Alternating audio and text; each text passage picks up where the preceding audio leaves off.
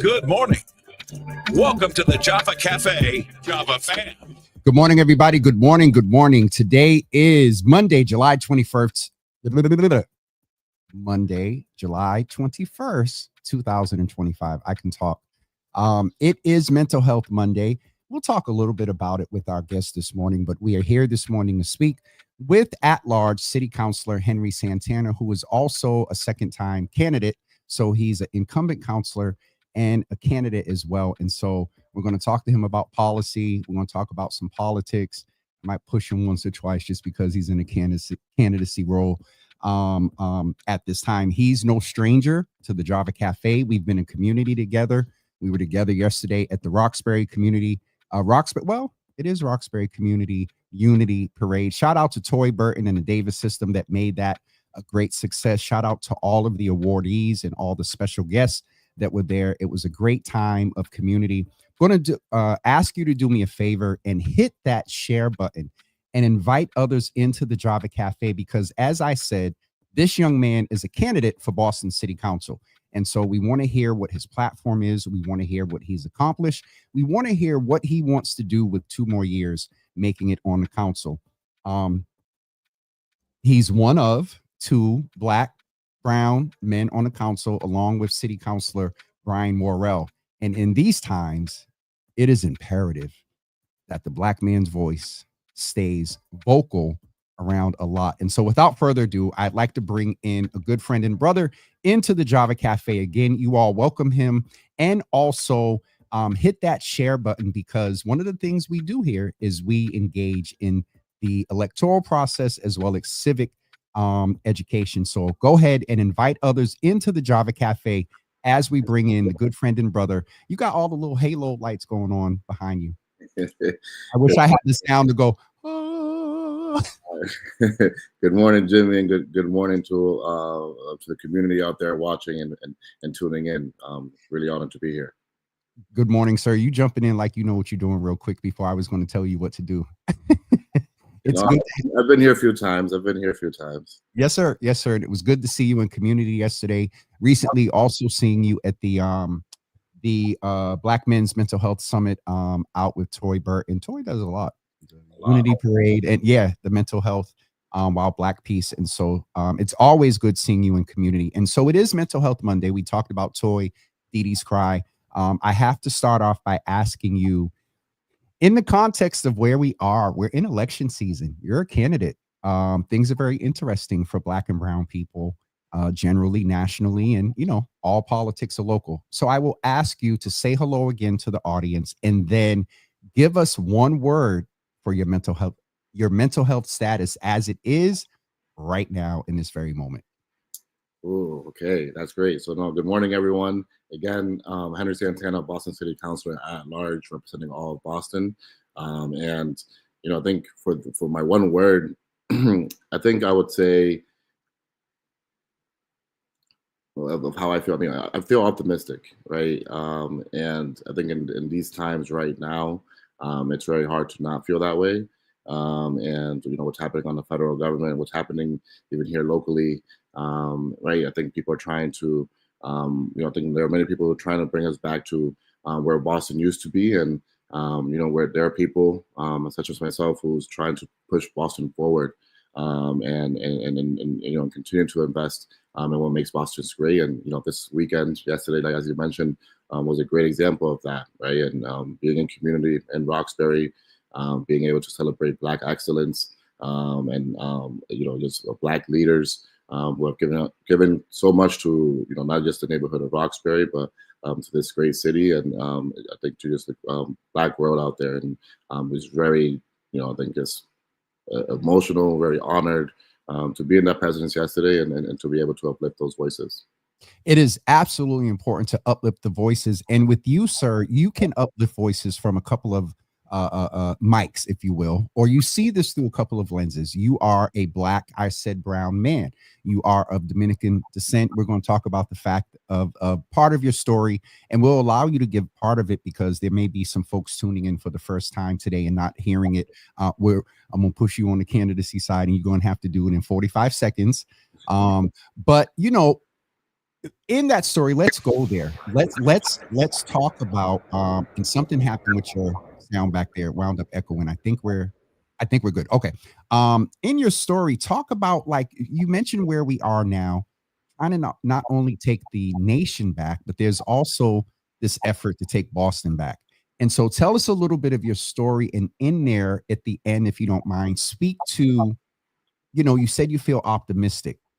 Speak to how are you remaining optimistic, though 2 seconds before you're going to tell us where things are. So your story, Absolutely. adding in where things are, and then, tell us how you're staying optimistic. So a lot there to do, Counselor. No, absolutely. So, I think first and foremost, I was born in the Dominican Republic, but came to Boston at the age of 3. So, I grew up here in the city of Boston. I'm a proud product of our public housing. Grew up in Alice Taylor BHA apartments over in Mission Hill. And, I always say I'm a city kid, product of our schools, product of our after school programs, our summer programs here in the city of Boston. And I think, I think right now we're in very tough times, right? I think, as you mentioned, we have a federal government, we have people here locally who are trying to push us back. We've made so many headways and improvements over the last few years, in representation, and investments. And my number one platform as a candidate for the first time 2 years ago, and now running for re-election as a Boston City Councilor now, has always been our youth, right? There's really trying to be representative of our next generations that are coming. I saw that there was not representation of youth on the Boston City Council, and I've been able to bring youth from every single corner of the city into our office, into our platform. And that's why I feel optimistic, because I'm surrounded by youth on a daily basis. They talk about what they love about this city, the issues that they see, and the improvements that they want to make. And I'm using my office to make sure that we're hearing them, and that we're filing policies and advocating on their behalf. And that's what keeps me optimistic, right? I get to go on on buses, on trains, and to be recognized by youth, and them asking me, hey, you're the one who can find me a job, right? Or and stuff like that. That really makes me feel optimistic about our future. And I think we have some great people who are here in leadership right now, who are doing great work. And we need to make sure that we continue to invest in those people. I like to think that I'm one of them, and want to be able to continue on the work that I've been doing, especially on our youth side. The piece about youth is definitely there, and I know that that's part of your platform and has always been part of your platform. And because you missed the part about you told the story, but the impact of what's going on does impact our youth, our children who are afraid. There's chatter about going into schools and places of worship. And so to that piece, like how are our immigrant and our young people that have migrated here willingly or by circumstance had to come here, how are they doing, specifically that population? Yeah. So right, I was born in the Dominican Republic, so I'm a Dominican immigrant. I'm a proud Black man here in the city of Boston. Have had to navigate so many systems to become an American citizen which I am today. And Can I just ask you one political question there? absolutely, Clarify something about you just became a citizen because last cycle there was some. there's people that just Henry, sorry, Councilor. There was some chatter about the fact that you didn't vote. Yeah, no, I wish I could have voted, right? I think people who understand the immigration process and the process of becoming an American citizen understand that it's a lengthy process, a very expensive one, and my family and I had to go through that same process, and it wasn't just until a few years ago that I was able to obtain legal citizenship here in the city of Boston. That gave you That gave me the right to vote, right? And I was proud to cast that vote, and been proud to cast and being able to vote. But that didn't stray me away from being civically engaged for many years. I've always been civically engaged and encouraged everyone, citizen or not, to become civically engaged. Right. I formerly held the director of civic organizing for the city of Boston under Mayor Wu's administration, and that was part of the message and the vision that I had. Is to be able to bring all of our residents here in the city of Boston, regardless of documentation status, to have a seat at the table, to know that they are our residents, and to know that we serve everyone here in the city of Boston. And I think to your original question, which I'm drawing a blank on right now. the original question. I put like 4 or 5 together in one sentence. And I want to bring out Domingos DeRosa gave us a number around like $10,000. So that is huge. I just wanted to clarify that point because it may come up again this cycle, the fact that you didn't vote. You weren't eligible to vote. And then if you tried to vote, then they would say that you would. So anyway, the original question was, our young people that are dealing with immigration, you talked about the financial impact. That may be for adults. I don't know if it's the same for children, but how are they feeling? You can bring it to status. You can bring it to our Haitian community. You can bring it to our Venezuelans and those that are in, Absolutely, those that are targets of this administration. How are they doing local? Well, they are not doing well. That's our immigrant community right now are living in fear. Right, we have a federal government, we have a president right now who is targeting our immigrant communities across the nation, but targeting specifically Boston. Right, and our office has been able to work with a surplus of residents who are living in fear, who are not going to, students who are not going to school, parents who are too afraid to go to work.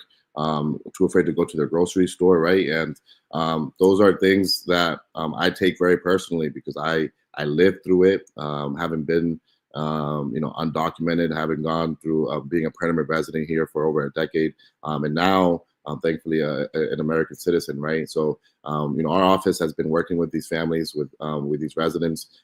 We've held and partnered with Mira to hold Know Your Rights training, and we continue to stay on the ground. And partner with our senators, with our congresswomen and their offices to again try to provide as many resources on the local level. We just passed. We wanted to make sure that immigrants had rights to attorneys, and on the city council we were able to pass. I know many of my colleagues on the council led on that effort, able to pass investments to make that possible. And we want to make sure that everyone who's going through an immigration case has access to attorney. Again, we want to make sure that our families continue to know that Boston is a safe city for them, that we're a city of immigrants, and that we're a city that welcomes everyone. Absolutely. I wanted to ask you, you were talking about your life experience, and I referred to the fact that, you could be a twofer on the council, benefit to community. One, being a Black, brown descent. Two, having the immigration experience. And so how much does representation matter, Councilor? Yeah, absolutely matters. I think that's why I'm here today. I had the great, in the 7th and 8th grade, I had the great honor of being able to meet former Councilor Tito Jackson, who represented District 7, and former State Representative Jeffrey Sanchez, who was the chair of Ways and Means at the time as well. And having a Latino man, having a Black man lead in their respective roles here in the city of Boston gave me the light to know that, I think gave me the calling for service, and to see that representation in my middle school at the Tobin was huge for me. And that's what I try to do now. And try to be as many after school programs, summer programs, schools as possible.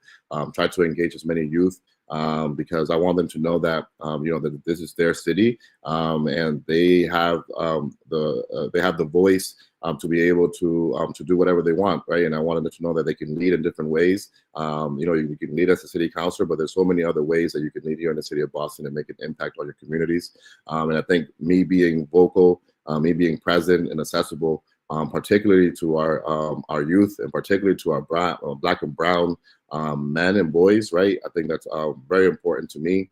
I think you mentioned that there's two counselors on the city council right now that are Black men. I love to be able to partner with Councilor Worrell. He's doing amazing work.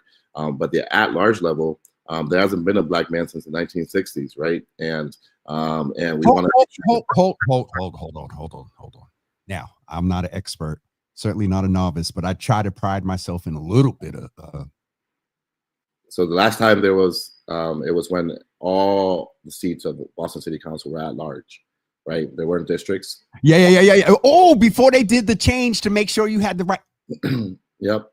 Excuse me. So, if someone wants to correct me on that history, I will definitely. But I haven't been able to find it, right? And there's been Black men on the Boston City Council. That's not what I'm saying, but at an at-large level, representing the whole city. I'm here right now, and I want to be able to continue to do that, and to show again Black men and boys across the whole city that they can do whatever they put their minds to. What's one thing that you would have done different if you could go back? Go back to when? I'm talking about since you've been a counselor. I'm sorry. Let me clarify that. Councilor Santana, is there one thing in your first term, that you, I won't say regret, that gave you large pause, and you could have redone? What's one policy area? What's one thing you could have been stronger in? I'll be honest, you're a candidate. There was some, and we talked about this when you were on before, so it's not the first time. There was some feeling of that you would be so beholden, to Mayor Wu, because of the support, used to work for her and things like that. And so if you want to talk about that, I think there was actually, if I remember right, there was one vote that you didn't. Absolutely. So no, that was going to be my answer. So let's. Was that the regret? So I don't have any regrets on the Boston City Council. I think you know the regrets. You learn from every decision you make, from every vote you take. You reflect and you see the impacts that it has, and you learn from those, right? And I think that's in not just as a city councilor, but I think that's an everyday person's maneuver of any decisions that you make any decision that you make. I think last year, not this past this year's budget, but my first council vote, we went through the budget process, and I think at the end of the final vote, I voted against the allocations that the council put forward. And that was very, very, very hard for me, right? Extremely emotional. If people recall, Did you cry? I cried on the city council floor. I'm not laughing at that, but if you know Councilor Santana, oh God, I'm glad I didn't see it in real time, because I would have been sitting over here. No, but it was emotional, right? Yes, sir. And the impacts that investments can have, but you also understand the impacts that where you're taking those investments from also have, right? And as an at-large counselor, a few months in as the first time, you want to be able to represent everyone. You want to be able to represent everyone's voices, and that was the first time that I was tasked with such a difficult vote, where we had multiple people telling me and encouraging me to vote one way or another, right? And I think think towards to your point with Mayor Wu, I really love our mayor. I had the opportunity to work with her under her administration, and now being able to work with her and my colleagues as well now as a city councilor, right? And I think the council serves as a checks and balances to the administration, but you also need, I think I also know that I believe in Mayor Wu's vision for the city of Boston, and there's a lot of overlap there where we agree, and I think there's a balance to being a checks and balance and being able to support her policies, and I hope that's an area where I can continue to improve alongside with community to do just that. Right at the end of the day, what I want to do is represent my community to the best of my ability, represent people who look like me, who come from Boston Public Housing, who come from immigrant backgrounds, who come from Boston Public Schools, people who come from nothing, right? Like I want to be able to represent those people to the best of my ability. And, I pride myself in always learning. And I learned a lot from that vote. And this year we were able to pass a vote. The mayor was able to accept our amendments. I think I had a role to play in that, and being able to be a bridge between councilors, be a bridge between the administration, to find common ground on where we agree.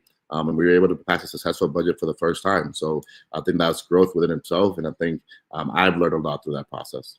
Absolutely. I wanted to sort of jump into, you talk about progress. Thank you for being transparent about, being on a learning curve and clarifying. At first I tried to stay away from the regret word, but I had to, when you said it, I'm like, oh my God, he's saying he has a regret.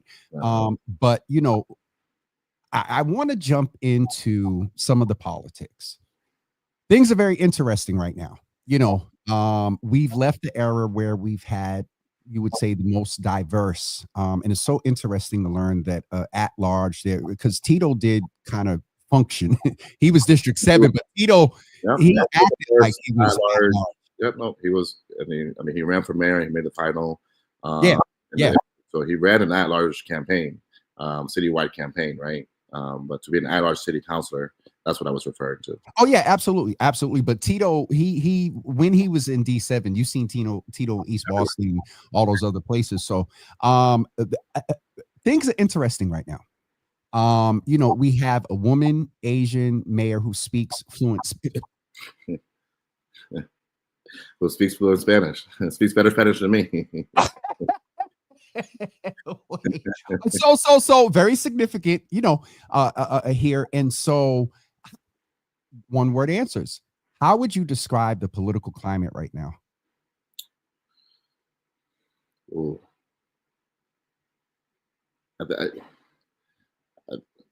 Say it. No, I think it's sticky, right? I think it's I think in some ways, right? I think, well, one word is not enough. I think right now we have people who want to be able to challenge the progress that we've been able to make on behalf of communities of color across the city. I think we've seen the most investments into our youth, the most investment into affordable housing, the most investments into our public housing. And again, these are communities that are being impacted, right? These are communities who are living paycheck to paycheck. These are communities who are trying to just make it, right? And right now we have people across the city who are trying to push us back, right? And I think there's a mayor's race, there's a city council race. I think on both, and the at-large race, I think in both races, we have candidates that are trying to push us back, and we have candidates who are investing and fighting to continue to push our city forward. And I think Boston residents have a decision to make, right? Have a decision to make, and investing in our future, investing in our youth, investing in our families, or the other decision, right, is to invest back into the people who used to lead the city. And the city has changed. The city continues to change. And we're one of the most progressive cities. We're one of the cities that, again, protect our immigrant communities, who protect our most vulnerable communities. And we need, and Boston residents have a very, very, not a hard decision, but I think it's a very easy decision, but they have a decision to make. And we need to make sure that people are aware of what's happening. People are aware of the people who are running, who are trying to lead the city. And I hope people show out in record numbers to come out for the election, not just in the general election, but in the preliminary election as well. And that's a decision that Boston voters, have to make this fall. But again, I'm optimistic, right? I'm optimistic because of the people that I get to see every day, of the youth that I get to interact every day, and our young people are activated. Our young people understand and are plugged in. And again, Boston voters will have to make a decision of moving back to where we used to be, or to continue to invest in the future that we're creating. It's so interesting because I see another candidate on, Alexandra Valdez, who was on as well. And when you talk about, going forward there, I said the other day, where my incumbent votes are. I'm leaning, Alex as well. And I mean, those, that is, it would be very interesting to have Ruthie, Julia, you, and Alex as the at-large councilors. Absolutely. I think Alex is a great friend of mine and someone I've known for many years, and who's dedicated a tremendous amount of years into the city of Boston. Again, I think we have, there are candidates that are running great campaigns and who have great vision for the city of Boston. But you know how this works, right? All four incumbents are running for re-election. And we have, and it's always a pull, right? You're always pushing and pulling, right? And we have the other side running campaigns and running people, and in some place running. You said running people. Come on, Councilor. Let's have it. Let's turn this a little after darker. Running people. Let's keep it 100. Yes, go. Absolutely, and trying to push us back. So I think even similar to my last year's race, there was a decision when there was an open seat of who we want to fill that role. And Boston chose a Black man, a Dominican immigrant, a Boston public housing kid to be in that seat. And right now, we have candidates who are running, who are eyeing my seat, right? Who are eyeing me as a vulnerable candidate, and want to take me out, right? And I think Boston has a decision. Again, I am someone who is investing in our youth, investing in our families, investing in families who look like me, who speak the same language as me, who came from the same background as me. And that's the majority of Boston, right? Those are the people that we want to be able to fight for. And that's who you have me as a candidate who's running for re-election. And I can tell you that that's not who others, right? Some of the other candidates, that's not who they're fighting for. I definitely agree. It is I'm glad to, you're always, and with respectfully, Henry is Councilor Santana is always, wonderful and reserved and whatnot. But I seen some energy there, and it was good to hear you say on the poly side that, trying to knock you off. If you all understand sort of the political politics in Boston poly, you don't run for office, especially in an at-large seat, without attempting to try to knock somebody off. And so I said that the other day, and I had let you all know that there's a candidate that's running that by votes, by documented statements in prior district past, have said things that don't align with the values that you hear coming from Councilor Santana today. So to that point about, we have a decision to make to continue to move forward, and it's not perfect. It's what grade would you give both sides of 5 right now? Both sides of 5 equally together, the council and the administration. What grade? And I ask that because I see room for improvement. What grade would you give the two entities that lead this municipality? Yeah, I'll say I'll give it a B-, right? And I think that's a great improvement from where we were 4 years ago, where we were 2 years ago. And again, I'm always someone that wants to grow alongside with the community. I'm representative of the next generation because I'm a young person myself, right? I don't come from a political background, and I'm trying to represent, again, families that look like my family. So, there's a lot of work to be done. I think there's a lot of progress that we've been able to make, and I've been a part of that progress and want to continue to be part of that progress. And that's why, I want to humbly ask for those people tuning in for one of your vote in this year's primary and general election, to continue doing the work that I've been doing, and to continue representing all of Boston, just as I've been doing. I definitely, one, as a political operative or whatever, I was waiting for you to say, because you do not have a platform and not say those words. So good. No, you earn, earn everyone's vote, and I'm here to earn everyone's vote. I'm not, again, I'd like to be as accessible as possible. If you feel like you haven't gotten to know me and want to grab a coffee with me, I'm always down to do that. I want to be the people's candidate. I want to be someone that people can rely on.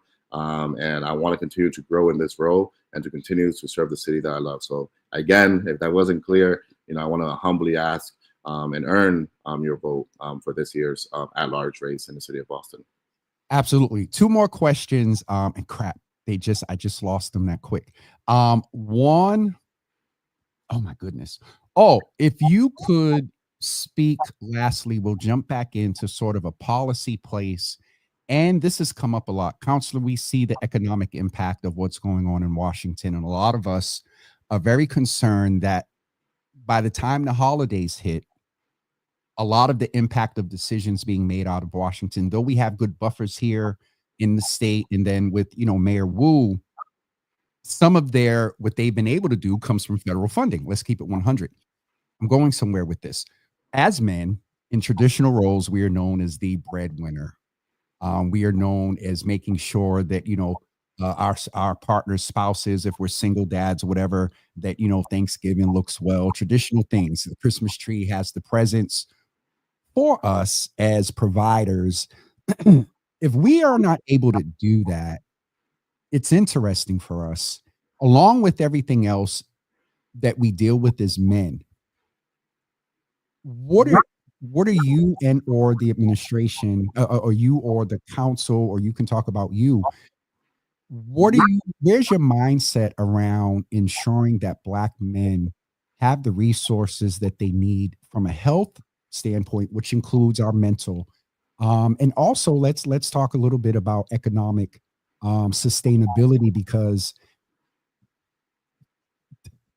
things may get real interesting soon, and that our young people will be impacted, men will be impacted, numbers around a variety of negative things go up when men aren't doing well. What are you doing, and what would you like to see specifically for Black men in that space? Absolutely. No, this is a great question. And this is something that I, want to be able to continue to build on, if in my second term as well, and to be able to meet with Black men from across the whole city, who, Black leaders, Black community members. We're living in very unprecedented times right now, and it's very scary times right now. And as a city councilor, when I look at, how do we invest in Black men, the question that comes to mind, well, who are the organizations who are doing this work? What are the offices doing this work, right? We have Frank Farrell leading Black Male Advancement Office, right? What are we have our small businesses office. What are we doing? And particularly when we're talking about small businesses, Black-owned businesses, Black-owned male businesses, right? And just being able to see who's already doing that work, what work is already being done, where are the gaps, right? And then try to see, what funding is available, what resources are available for us to be able to invest in. We need to be able to partner with all of our, I used to work in the administration, so, not just the departments internally in City Hall, but especially when it comes to our Black health, right, and mental health, being able to look at the Health Commission, and being able to look at Dr. Simone and the work that they're doing out there. It's incredibly important to be able to support the work that they're doing, right? And right now, I think just in general, Black mental health is not spoken enough about. We mentioned Toy Bird at the beginning of the show, the work that she's doing as a Black woman, being able to uplift Black men. And we need more people. We need, there's a lot of fathers out there who are doing amazing work, and we can be able to uplift them. and the work they're doing, bring people together, bring people in community. And I want to do that. I want to do that as a city councilor. I want to be able to, again, meet people where they are and bring people in community and talk about the work that we do forward. Those are definitely things that speak to, spaces that I move in. We'll name that, I'm a commissioner on the Black Men and Boys Commission, and, shout out to your colleague, Councilor Worrell. And I'm sure you were part of the sort of conversations and the back and forth with the budget and all of that. And there were some great investments made led by that, Black men. And some of that was through the advocacy of the Black Men and Boys Commission. So I really want to thank you. I wanted to share a comment with you from Brother Keith that's just kind of coming back into the city right now. So it's interesting to hear his perspective.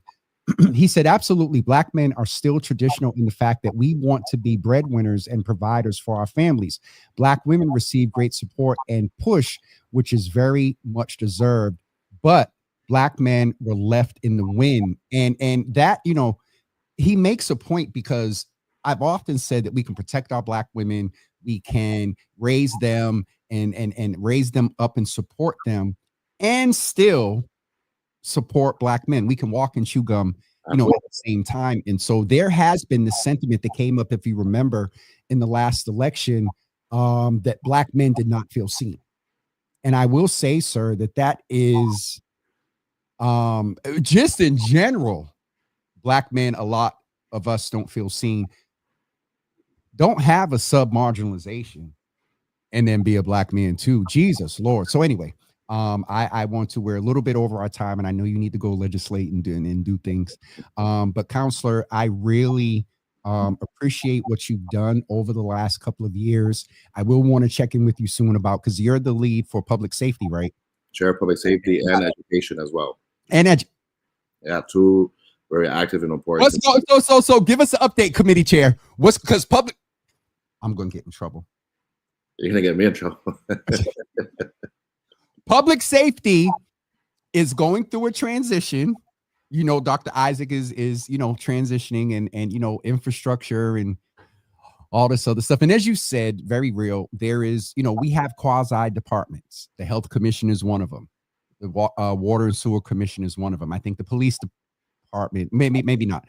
And, we just want, how are you ensuring that transition goes well from your public safety committee lead standpoint? And you're the lead or co-lead of education. Yeah, I'm the chair of education as well. Yeah. So we got a Black Councilor. How did I not? Okay. So updates on your two committee leads. Yeah, no, I think we've been able to, on the education side, this is why, I get to meet with the superintendent very regularly, visiting our schools and trying to see, right, our schools are so outdated, trying to see, how do we upgrade our schools and give every single student, regardless of where their zip code is, a high quality education. And that's something that we've been getting to work on. We've been able to open new schools. All of our students across the city deserve, just a high quality education.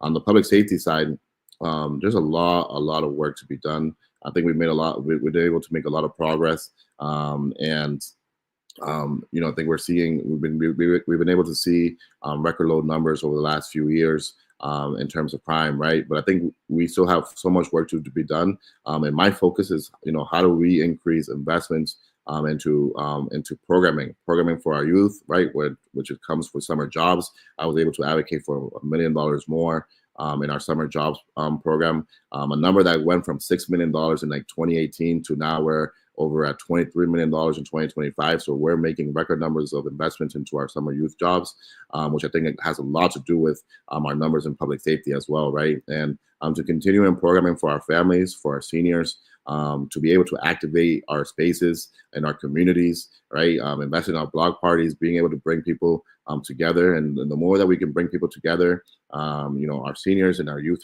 specifically, intergenerational, I really believe in that power. The more I think that we can,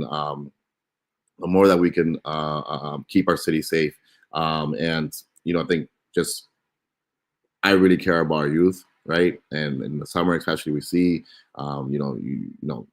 violence. We see, just one death is too many. So regardless of the record low numbers that we may have.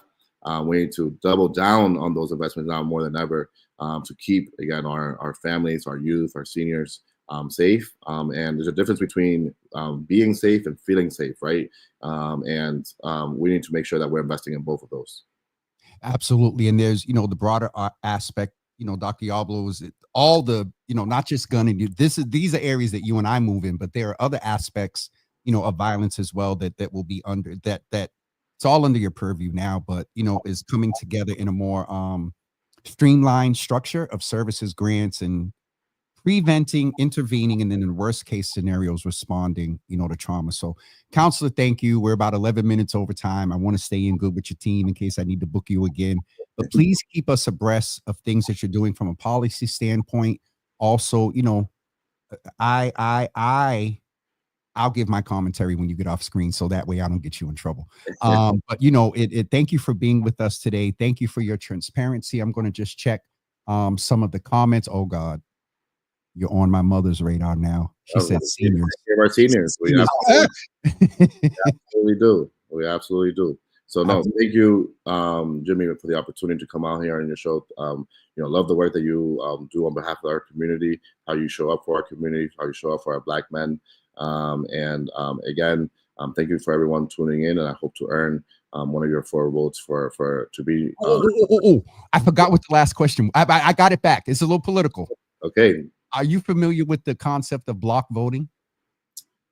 Absolutely. I mean, there's so many different, right? There's so many different ways that you can vote. Just because you have 4 at-large votes does not mean you need to use all 4. So use your 4 votes wisely. I think that's why I'm also in support of ranked choice voting, right? And being able to do that. But that's another conversation for another day. We can go about that. Okay. But right now, with our system that we have, you get 4 at-large votes. I hope to earn one of those 4. If you feel that you're very passionate about 4 of the candidates, then for all means, use your 4. If you don't, if you only feel satisfied with 1, 2, or 3, use your votes wisely. Because other people have been doing. Other communities are doing the same. Yes, absolutely. Counselor, get off my screen. I appreciate you. I appreciate you, sir. Thank you for the time with us today, and we'll chat with you again. Thank you so much. Appreciate it very much. Folks, I hope you were further informed about the electoral process here in this year's municipal election. Councilor Henry Santana is one of 2 Black and or brown men on the council. And for me, it is imperative that my voice continues to be represented in a manner that both of them I've seen in community through Councilor, just chatting with him. And if you all remember, I wasn't so friendly to Councilor Worrell when I lived in D4 some years ago. And we often joke and laugh about it now. But I've seen this man shepherd this budget through with a lot of equity in it. And we need the continued voice of of Councilor Santana's as well. And I consider him a twofer. He also brings and makes sure that the voice of the immigrant population is there as well. And I believe, a couple of others do, Councilor Mejia, City Council President Rusi Louisiane, and others. But Black and brown men, it is important that we continue to ensure that we are represented. It is important that we continue to make sure that our voter registration is up to date. It is important that we call our 17-year-old nephews that by the date of the last registration that we encourage them to vote, and your nieces too, and your grandmothers, your aunties, and your neighbors. But specifically, I'm talking to Black and brown men. Lead. Make sure you make a plan to go and vote on the preliminary and the general. There are 2 elections coming up, municipally speaking, in September and in November. And so Black men, brown men, we need to turn out in numbers like we've never done before in this city.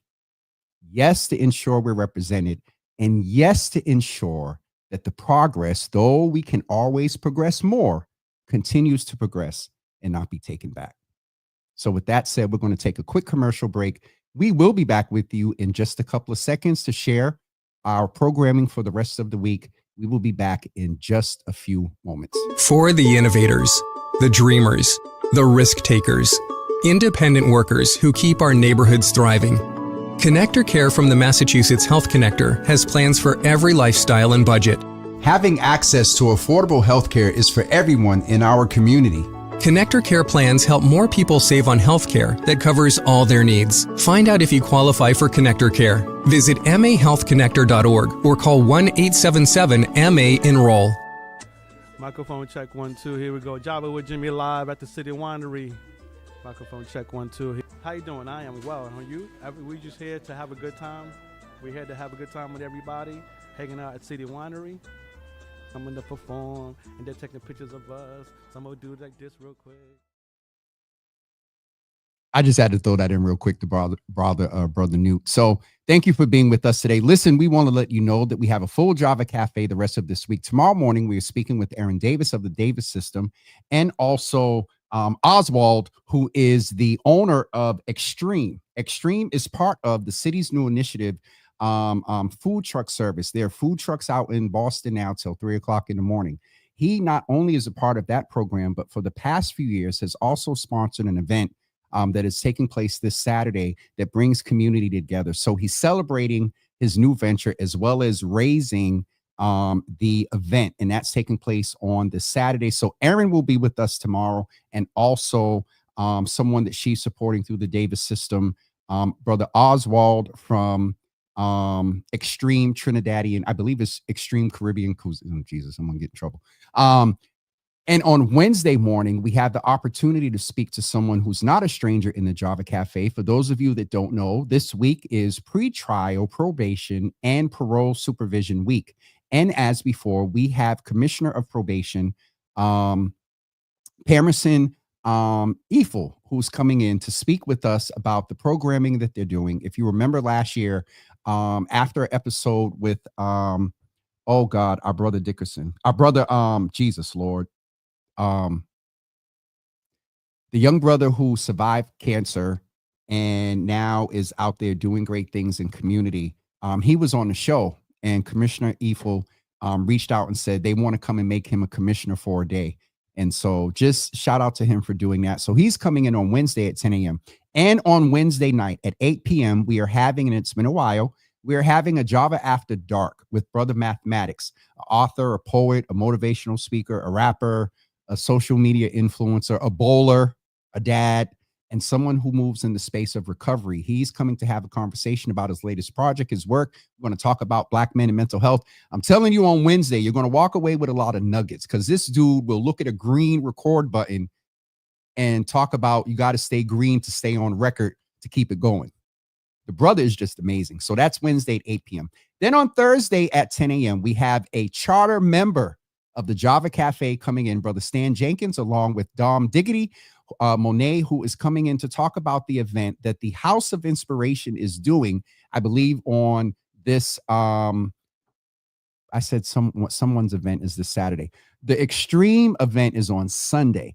The House of Inspiration event is on Saturday, I believe, at Almont Park, but we'll get the details from Brother Stan Jenkins and also Dom Diggity, who's a producer and things in their own right. So that is on Thursday at 10 a.m. And then at 10:15, I believe we're going to have a special guest. I need to get confirmation, but it's someone that you all know well in the Java Cafe. Matter of fact, y'all know me. I'll ask right now. Are we good? Okay. Hold on.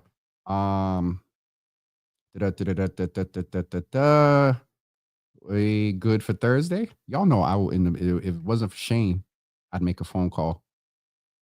The other thing I wanted to mention to you, and I need to start saying this more often, for those of you that are listening on the brand new Java with Jimmy podcast that you can listen to on Apple, Spotify, YouTube, Amazon Music, and also iHeartRadio.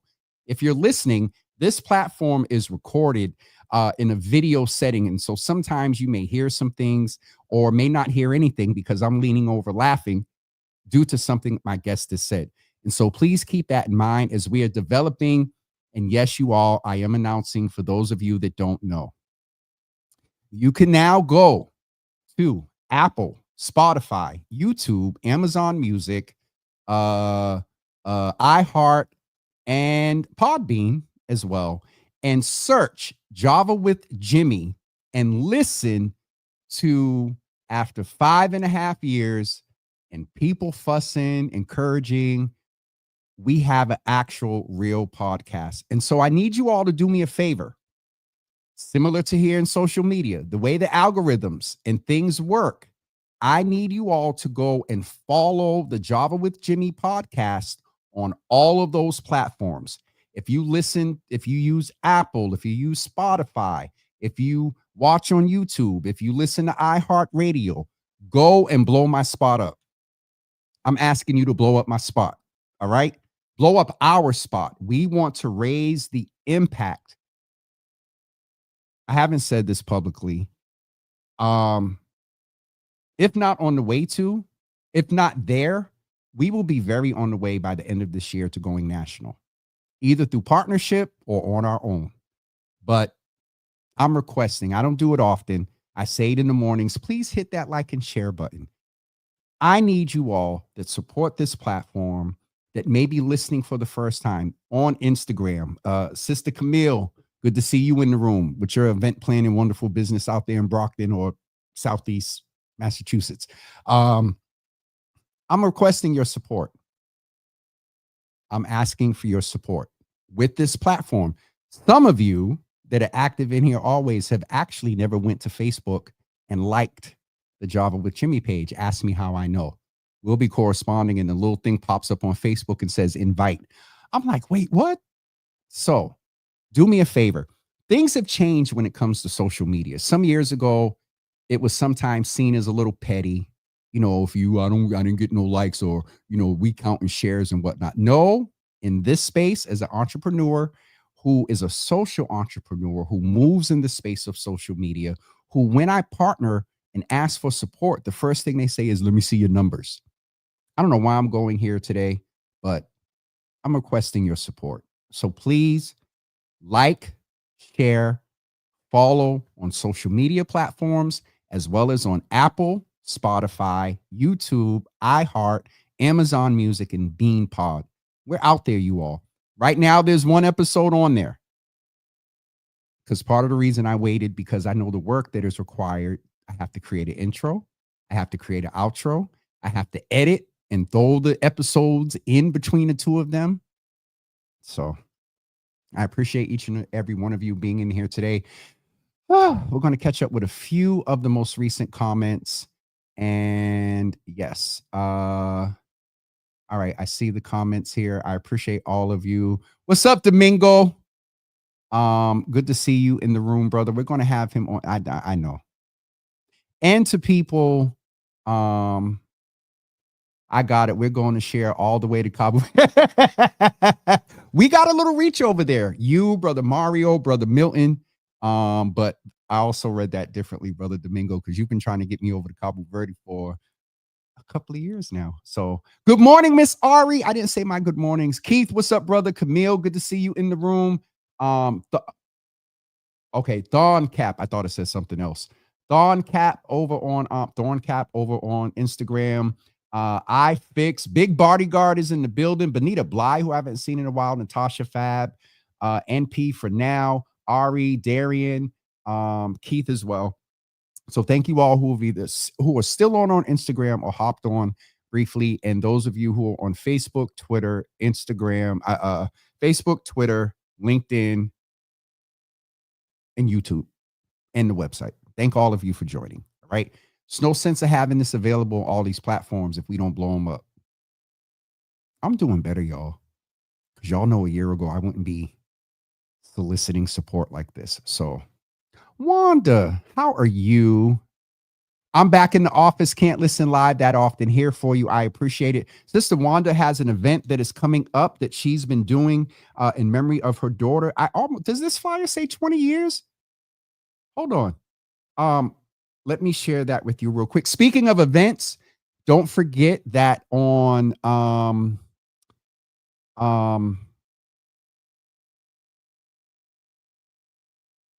I forgot.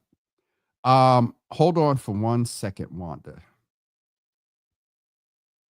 She is having an event in honor of her daughter, but she also gives out scholarships.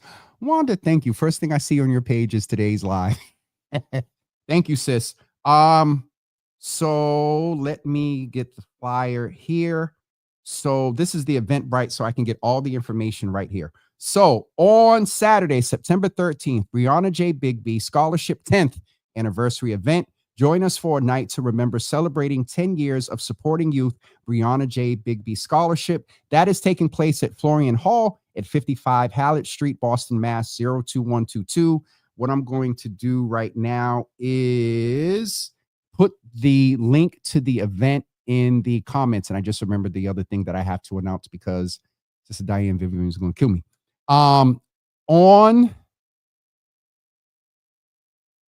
On August 16th, I am receiving an award at the Brown Sugar event. And that is taking place that's taking place in Quincy. It is a ticketed event. And so I want to be sure that you all have that information as well. So after this, we're getting off of here because I'm tired. I am going to get the Brown Sugar event. Can I just say, since I'm being so free and transparent and open, you all know that this is literally a one-man show. Production, engineering, comments, setting up all the stuff. So give me a little bit of grace as I'm in my phone trying to make sure that we share the information about this event, that the good sister Diane Vivian, who's a charter member, who is very supportive and always in the cafe. And she pretty too. Hold on, y'all.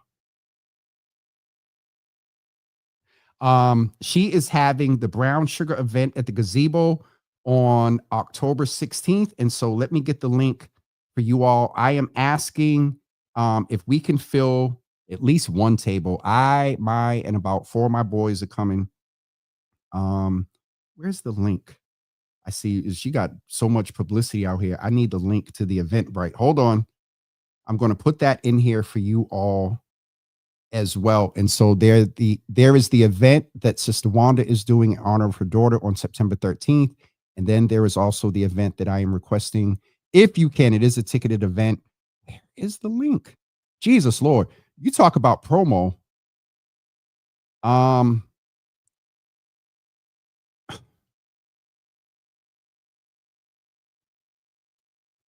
done hit the wrong thing and have to start scrolling again. I'll put the link up. We'll share it later this week. The Brown Sugar event. We will see you on October or August 16th. Speaking of October, I promise this is the last one. Save the date, October 15th, Museum of Science Red Cup Awards. The nomination form and information did not go out last week. It's going out this week. That's it. I got everything. Thank all of you for joining today. And we will see you tomorrow morning at 10 a.m. with Aaron and Oswald. Have a great day, everybody. We'll talk.